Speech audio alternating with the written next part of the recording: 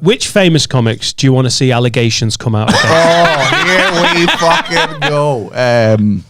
Well, I mean, the ones that we all know have done stuff. How about those ones? Is there another advert break? Jesus, Dan. Yeah. You know that big one that we all know, but we're not allowed to talk about that one, I reckon. Why aren't we allowed to talk about it? Because whenever people try to... We hear that they get silenced and then we get scared, and then it's also because... the libel laws are awful, and if you can't prove something, you can't say something, and people who have done evil things don't want even rumours to go around, so they'll sue and they'll harass, and because the world is fucked, Adam. Yes, Yeah. fair enough. He's got a really good career. Your career's going places, and I've got a house. So let's just be Yeah. When we started the podcast and we were on like 800, 1,000, for those first few episodes, it was the Wild West. We were like, hey! And now all of a sudden you're like, yeah, better be careful. We're on the YouTube. Without There mentioning is any names, I will tell this story. The comic we're talking about, who is allegedly a bad person in a sexual way, there was a comic doing a show about him in Edinburgh, and the bad comics management team and PR got in touch with the comic doing the show and was like, stop doing that. So he spoke to a lawyer, and the lawyer went, you actually can take it a couple of steps further than what you're already taking it. And it made the show more libelous, but not libelous enough to be actually libelous. Have you ever written a joke where you're like, I love this bit? You know, when you sometimes run it by a mate comedian, if you have to run it by a fucking lawyer, like I'm just going to check with counsel. Yeah. Can I say it? I mean, yeah, but surely the fact that you're talking to us suggests that maybe just stick to knock once. Like, this just feels, how funny's the joke? Could you print it out and fax it over? It doesn't read funny. Have you had anyone, like producer-wise, when you've done TV or something, tell you can't do a joke? Did like any specials, have you had to take anything out? Or Not specials, no. But yeah, fucking stand-up routines, absolutely. I've been told that I can't do...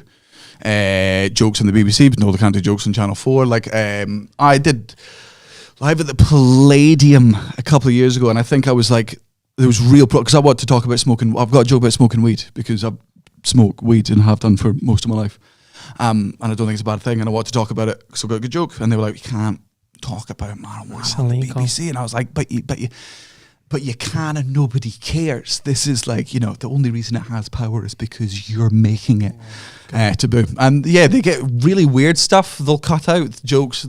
I remember I did the Paul O'Grady show. It was my first ever TV break when I was 17. I remember that, I remember seeing that because my mum used to watch that. Oh, God. So I'd come home from like sixth form or something, and you were on it. Just doing stand-up for no reason. And it was for no reason. But I used to have a joke when I was talking about like me and my dad having a misunderstanding. Like, I think he's talking about sex, but he thinks he's talking about shaving. And one of the lines is, well, the first time you do it, there's going to be a little bit of blood. Right? And they were like, blood's just too visual for all of it. So can you just say mess? And I'm like, the first time you do it, there's going to be lots of mess. That's worse. Blood's way tamer. Mess could be jizz. Yeah, mess is way Mess more. could be a combination of blood jizz and shit. Just start everywhere, pasted all over the walls. What about blism? Blood, shit. Sounds like Blishism. Sounds like an MC. Blishism. MC Blishism. A Jewish MC. What were Netflix like? I mean, the rumor is that they're just like, do what the fuck you want. Yeah, I mean, they didn't. I mean, they didn't ask for anything. This Jigsaw, we filmed that to their specifications and just sent it through, and they were like, yeah, we'll absolutely take that. They didn't really care much about the material. They trusted me as a comedian too. They wanted a lot of input on how it was filmed and that side of things, which my agent was annoyed with, but as a comedian I didn't give a shit. But comedically they interfered with absolutely fuck all. So what? And it was great. Is that essentially just them wanting the specs to be right? Yeah, specs, just like it needs to be this quality, it needs to be this many angles, and there's certain things about what you can and can't show, I think, but not one single problem about material. Yeah, not a single problem. Aye, same with HBO. Fucking dream. The only problem we ever wasn't even a problem, but the only sort of hurdle we ever encountered with HBO was because the show X is about I talk about sexual assault because of the story. Yeah. The whole show's about sexual assault and male complicity and all it all. I had never put a trigger warning on the show X when we were touring it, just because I was like, if I put a trigger warning on the show, I think it'll like dissuade the type of person that's usually, if you see a trigger warning, you're like, oh, what kind of show is this that's got a trigger warning on it? Yeah, I know that reaction, so I didn't want to do it because I thought it would, isolate or exclude people who I thought should see and enjoy the show from a neutral fucking perspective. And then eventually a bunch of women walked out of the show in San Francisco, not because they hated it, but basically because I was talking about rape, and they'd been raped, and it came out of the blue and they were upset. So after a long discussion about them, I was like, every day before the show I'll get Kai to mention, not do a public trigger warning, but Kai will do one just before I go on stage explaining that these are the topics that come up, just so that people who have gone through something like that have time to emotionally prepare themselves for listening to the most traumatic thing in the world. And it worked, and it was one time where I was wrong because I'd really fought against trigger warning for a bit with people, and then that was enough for me to make me go, okay, right, fine. And then we approached HBO with the same thing, and they were like, "Yeah, they made a trigger warning," and we were like, oh, "But it's going out on national television, and it's about sexual assault." And the thing is, like, quite a lot of people have been sexually assaulted, so it's nice to warn them. And they were like, "Nah, we think it'll be fine." But once I had one phone call with them and explained it to the guy, they were like, "Oh, right, sorry." It was one of those things where it almost got wrapped up in the we don't normally. They did what you were doing a year before when you were going, no, you don't need a trip. But then you understood it. Yeah. It was explained to you, and the same thing. We've talked about people walking out because they hear trigger words and subject matter. But I'm absolutely fine with it as long as you just go away. And every single person ever, and I spoke to every single person that left my show X because of every single one of them. It wasn't because they were angry or upset or furious, but it's because you don't get to choose how some people react to things, right? Even though something might not mean, like diabetes, you might not give a fucking shit about diabetes, but somebody in the audience says their dad could have fucking died of diabetes, right? Yeah. Now, it doesn't mean none of us should do diabetes jokes, and it doesn't mean they should be fucking banned.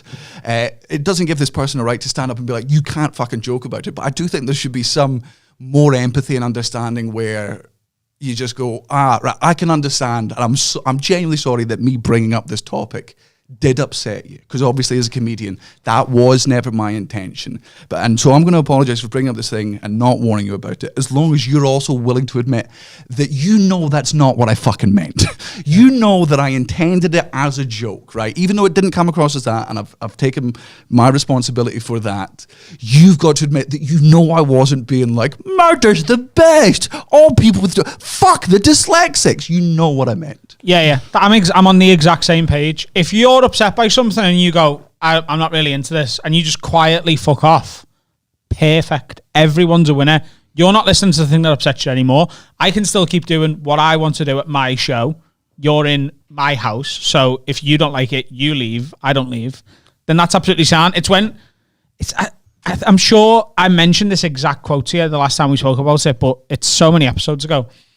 I'm pretty sure Joe Rogan said something like, trying to get people who are laughing at a joke to get upset at a joke is like being in a restaurant and trying to get everyone else to hate the food just because you don't like it. It's like, this linguine is awful. And everyone's like, no, well, we're actually quite enjoying it. No, no one should like this linguine.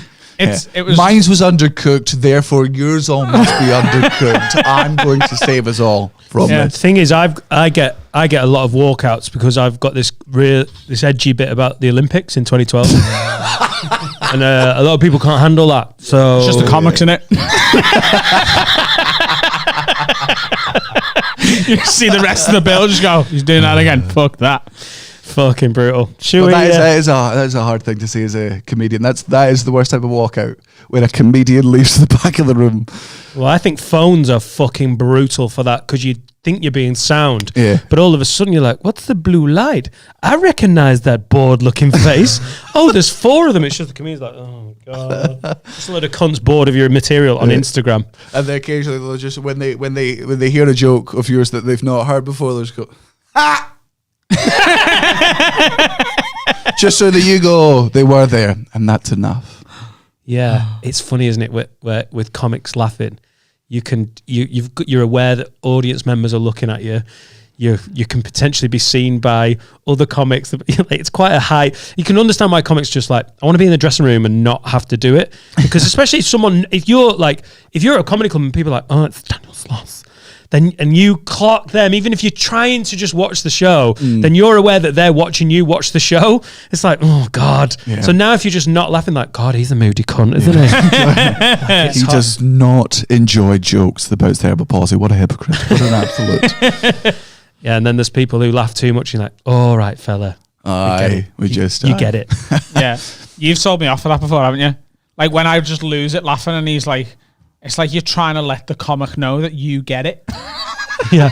Because my laugh's so distinct. I'm like, I laugh like that sometimes, especially when the comic's doing bad, because, and I know this isn't true, but it is true. The audience is fucking wrong. There's so many times when like there's a great comedian on stage doing a bit that is fucking killer and the audience aren't laughing, and as a professional comedian, and it's my job to be funny, so I am the expert in this room, you want to go around to these people and go, it fucking is funny, this is hysterical, and that's what the laughter is if you, like, I feel that if I laugh loud enough, other people will know that it's okay to laugh, especially because I'm laughing so profoundly at it. I think that might be worse than like Daniel Sloss isn't laughing rather than you going, come on! Dickhead! We all find pedophilia funny, come on!